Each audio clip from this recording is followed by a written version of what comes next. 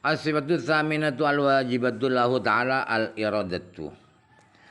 Sifat ketujuh yang pasti dimiliki Allah adalah sifat iradat, sifat berkehendak, berkemauan. Wa hiya sifatun tukhassisul mumkina bi ba'di ma yajuzu alaihi. Sifat kudrat, sifat iradat, iradat yang tadi itu. Sifat iradat itu apa? Sifat iradat adalah sifat yang mengkhususkan sesuatu yang mungkin itu diberi kekhususan sebagian apa yang mungkin bagi sesuatu yang mungkin tadi itu. Apa yang mungkin, misalnya Zaid akan lahir apa tidak, mungkin. Maka ini Fazaidun masalan yajuzu alaihi tulu wal qisaru. Fal iradatu tukhassasu bid-dhuli masalan. Wa amal qudratu fa hiya tubrizul dhula min al-adam al wujudi. Misalnya kata Zaid. Zaid itu belum ada misalnya ya. Orang nama Zaid itu misalnya belum ada. Itu mungkin dia akan terlahir dalam postur tubuh yang tinggi, bisa sebaliknya pendek. Dia bisa pendek. Jadi sifat kudrat itu kudratnya iradat. Sifat iradat akan mengkhususkan Zaid dengan panjang tinggi misalnya, atau sebaliknya akan dibuat pendek oleh iradat. Sedangkan sifat kudrat apa kerjanya? Sifat kudrat itu merealisasikan postur tubuh yang panjang itu dari tiada menjadi ada. Kal iradati tukhassisu wal qudratu tubrizu. Sama dengan sifat qudrat. Sifat qudrat itu mengkhususkan gemuk apa kurus, apakah pendek apa panjang. Kemudian qudrat melaksanakan penciptaan panjang itu, penciptaan gemuk itu misalnya. Ke syarahnya yang aswatu saminatu al-wajibatu ta'ala al-iradatu. I'lam annahu qad kasara al-khilafu bi hadhihi sifati ala aqwalin fa indana hiya sifatun qadimatun mawjudatun qaimatun bi dzatihi ta'ala. Wa qila hiya sifatun salbiyatun bi ma'na adamil ikrahi. Wa qila ghairu dzalik. Wal awwal wal haqq. Ketahuilah bahwa perbedaan pendapat sangat banyak sekali tentang sifat iradat ini. Ada beberapa pendapat tentang sifat iradat itu apa. Menurut kita ahli sunnah wal jamaah, sifat qudrat itu sifat iradat itu adalah sifat yang qadim, yang tidak berawal, yang ada itu bisa terlihat ketika ditabir, disingkap oleh Allah. Ada yang ada pada Allah. Sifat qadim itu ada pada zat Allah Ta'ala. Itu definisi sifat iradat. Ada yang berpendapat bahwa sifat iradat itu adalah sifat salbiyah. Sifat salbiyah sama dengan qidam. Qidam itu apa? Meniadakan keawalan. Bako meniadakan keberakhiran. Terus iradat ya begitu, meniadakan keterpaksaan Allah. Allah dipaksa harus begini, itu tidak ada. Maka qudrat iradat adalah sifat salbiyah kata pendapat ini. Ada pendapat yang lain. Tidak perlu dipanjang lebar pendapat-pendapat yang lain. Banyak yang salah. Pendapat yang pertama itulah yang benar, bahwa sifat qudrat itu adalah sifatun qadimatun wujudiyatun qaimatun bi dzatihi ta'ala. Qaulu sifatun dakhala bihi jami'u sifati. Qaulu tukhassisu akhraja bihi ghairu sifatil mu'arrafati wa hiya al-iradatu. Tadi kata-kata beliau mendefinisikan iradat adalah sifatun tukhassisul mungkin bi ba'di ma yajuzu.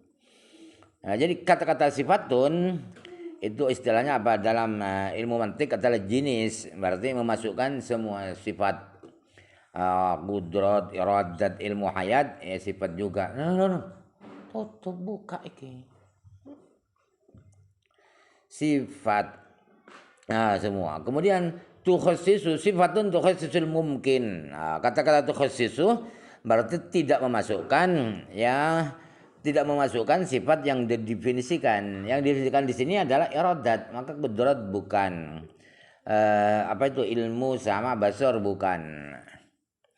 Qawlu ba'di ma al-ba'u dakhilatun 'ala al-maghsuri 'alaihi bima yadhharu wa in kana khilafal ghalibi min dukhuliha 'ala al-maghsuri kama sarraha bi Sa'du fi syarh al-Khisi wa Sayyidu fi Ashadil Mudawwal wa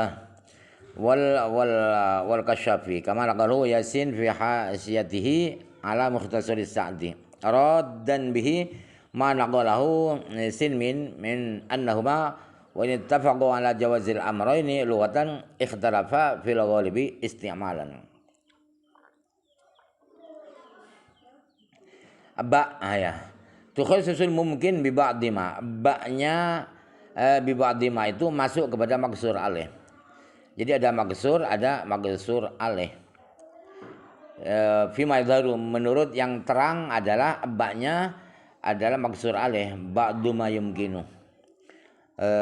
Kemudian apa itu maksurnya adalah mungkin itu. Mungkin itu magsur, ba'di ma yajuzu adalah magsur alaih. Walaupun ba masuk kepada magsur alaih itu menyalahi yang umum.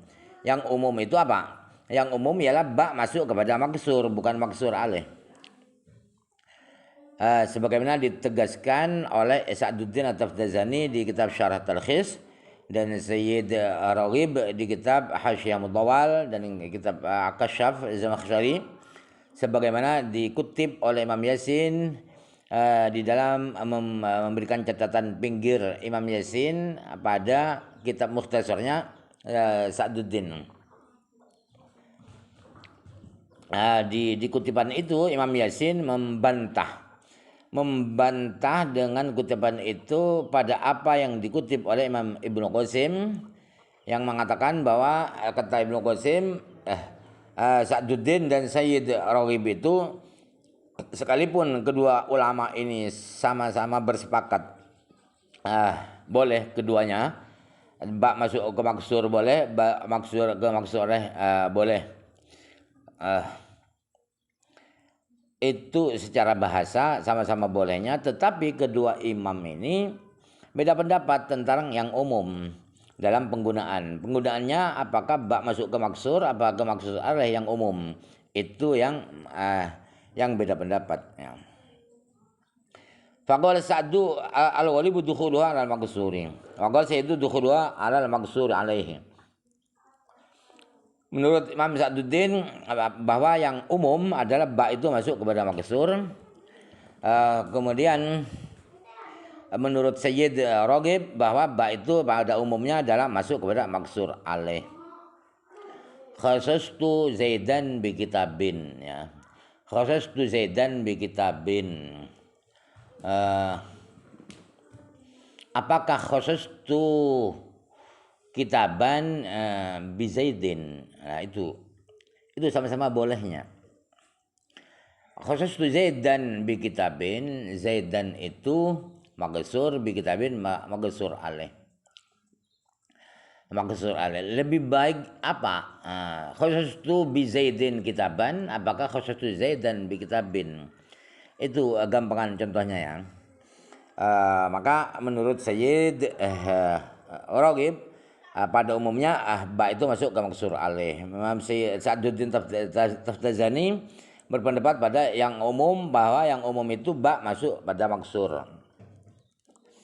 Wa hadza ta'lamu anna fi an-nadhmi fi al-mashhuri min nisbatil qawli bi anna al-ghaliba dukhuluha ala qusuri ila sayyidi faqat laisa bijayyidin. Dengan keterangan ini maka Anda sudah tahu bahwa keterangan yang ada di nadhom yang terkenal, di mana isinya nadhom itu bahwa pendapat yang mengatakan bahwa yang umum ba itu masuk pada maksur itu adalah pendapatnya Sayyid Raghib itu bukan pendapat yang baik, bukan pendapat yang benar. Qauluhu fa Zaidun,